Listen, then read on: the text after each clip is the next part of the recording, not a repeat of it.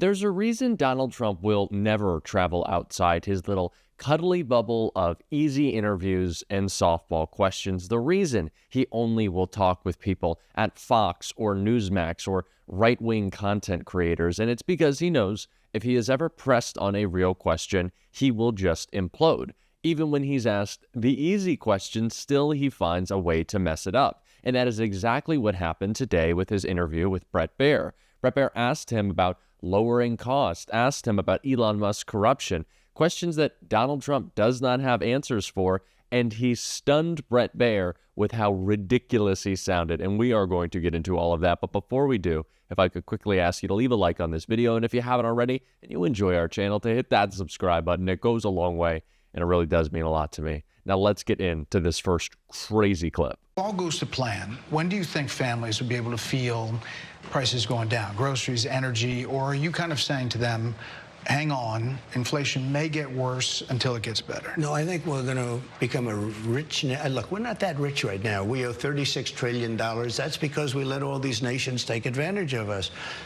Same thing, like $200 billion with Canada. We owe $300. We have a deficit with Mexico of $350 billion. I'm not going to do that. I'm not going to let that happen. So you probably won't be surprised to hear this, or be surprised to hear what you did from Donald Trump, but the interview only gets worse from there, because Bret Baier continues to ask Donald Trump regular questions about issues people care about, and he can't answer those, as we saw right there. Asked about if prices will go down, Trump just launches into this whole spiel about how angry he is with Canada and Mexico, reliable trading partners who do in fact help keep our prices down, because there's competition in the marketplace which allows prices to be brought down. But of course, Donald Trump doesn't understand any of this. He doesn't care. He just wants to whine and complain and fearmonger and attack, which is what he continued to do in this clip right here.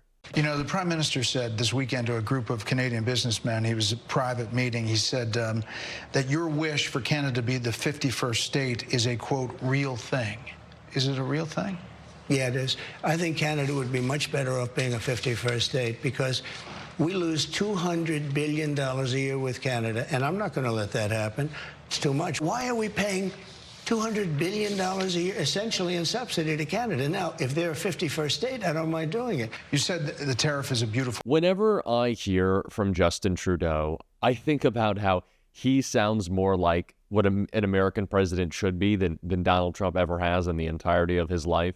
When Trudeau was talking about retaliatory tariffs on the United States, he said bluntly, we don't want to be doing this, and we are sorry for the people whose lives it will affect, but Donald Trump has brought us into this trade war. And that sounded way more presidential and way more supportive of America than even Donald Trump does as the actual president. And this Canada 51st state thing is just so ridiculous, as it's clear Trump just wants some legacy marker and some territorial expansion and doesn't actually have any plan for how that would happen, what the cost would be. Are they keeping their universal health care? Trump doesn't care. He's just making a big fuss, trying to distract, because he doesn't have anything that he can point to as a success. Just take a look at what he said right here.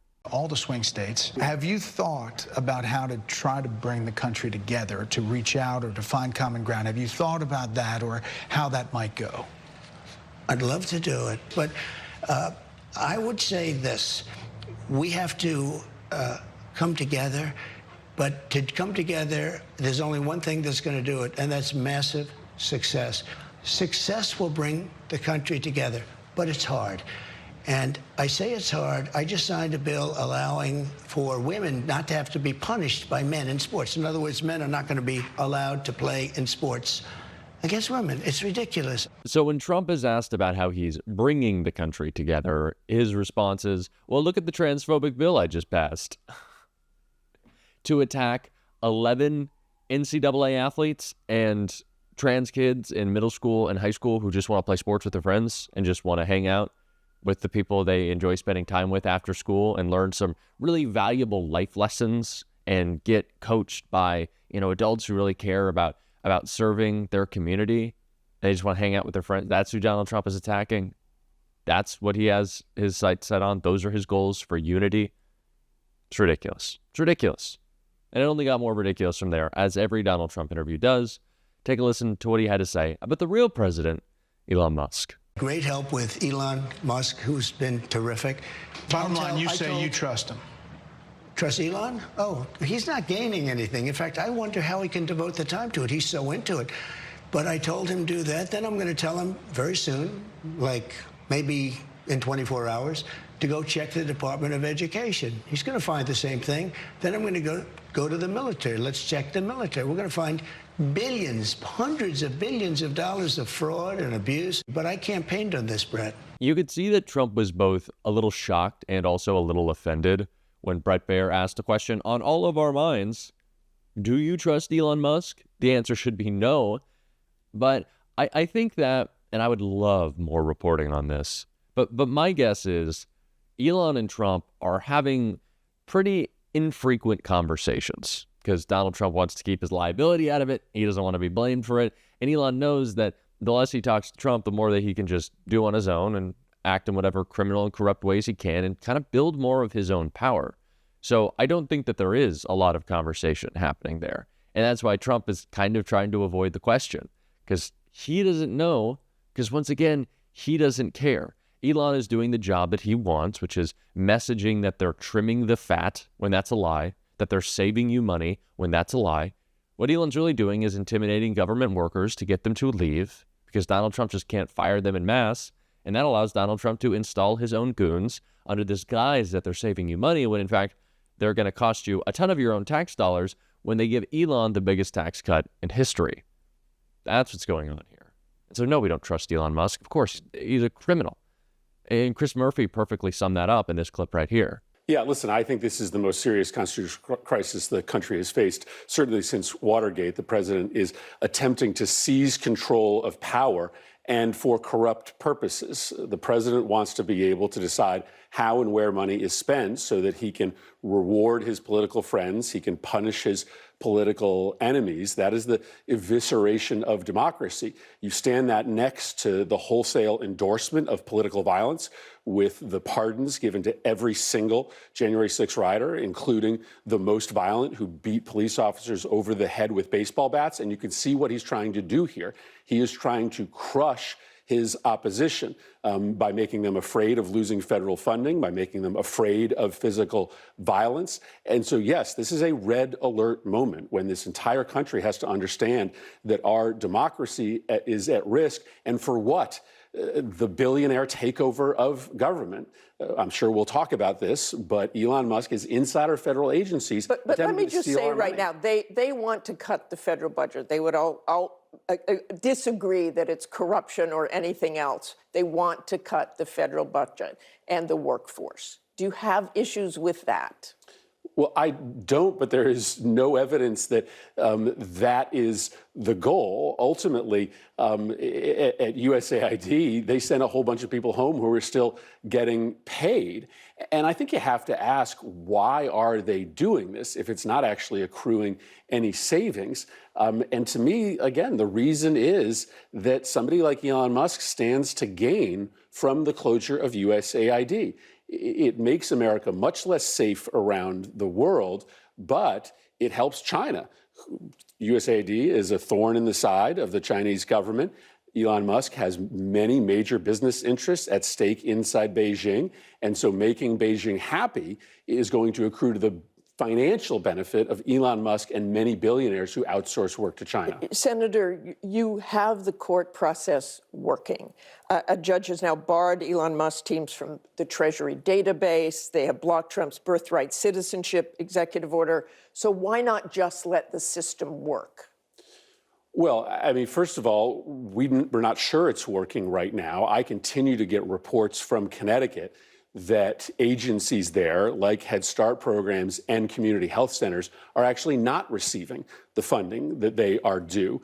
So I think there's a big question as to whether the administration actually is implementing the court order.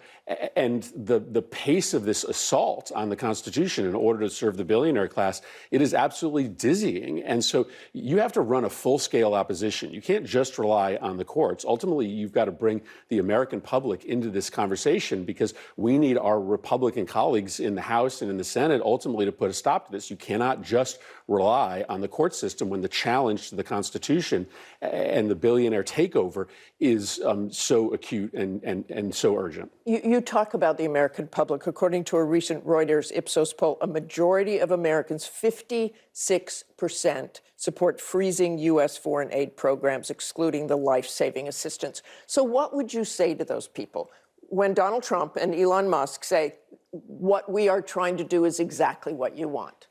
But they're not freezing programs. They are eliminating the entire department. Their plan is to go from 14,000 employees down to 300. And fold it into the State Department? Well, no, they're talking about eliminating it. I mean, that's just a talking point, folding it into the State Department. They were lying when they said that. They are eliminating the department altogether. When you go from 14,000 employees to 300, you have no soft power left in the world. The military tells us that if you eliminate foreign aid, you will have to double the number of bullets you buy them. Why? Because we prevent conflict around the world through things like economic development and conflict resolution. I think the American public are learning about the scale of this corruption, how our foreign policy is being turned over to billionaires like Elon Musk to help them financially. And as the American people are learning how much influence the billionaires have and how corrupt our policy has become, they are turning against this handover of government to the very few economic elites. Senator, do talk a little bit about USAID and how it works. It's a subsidy program. The taxpayer dollars pay farmers for soy or rice, and then those are donated, correct? How much of it is a subsidy? Well, listen, most of what USAID is doing is employing Americans and often foreign nationals to try to prevent instability and conflict. They are also working to try to reduce the reasons why young people join terrorist groups overseas. They are chasing Chinese and Russian influence. I mean, listen, the major question of the next 50 years is who will control the piping of the international economy, the United States or China? It's USAID, not the U.S. military, that is working to try to blunt Chinese influence. So it's ultimately American and European rules that control the global economy, not Chinese rules. So USAID is out there protecting American jobs and American interests. And if you roll up USAID, it is just a massive gift to China in particular. And that is very bad for U.S. national security interests, very bad for the U.S. economy and U.S. workers. This is a constitutional crisis. This is a criminal crisis. This is just a crisis. Call it whatever you want. It doesn't need a name. All it needs is, let's stop this. Elon is a corrupt criminal. Elon is acting in unconstitutional ways. Let's stop him. Let's fight back. Let's talk about it all the time. That is what we're going to be doing on this show. And if you want to support that, as always, you can hit that subscribe button. You can leave a like on this video. And if you stuck around at the end, you can drop a blue heart in the comments. And until next time, I'll see you soon.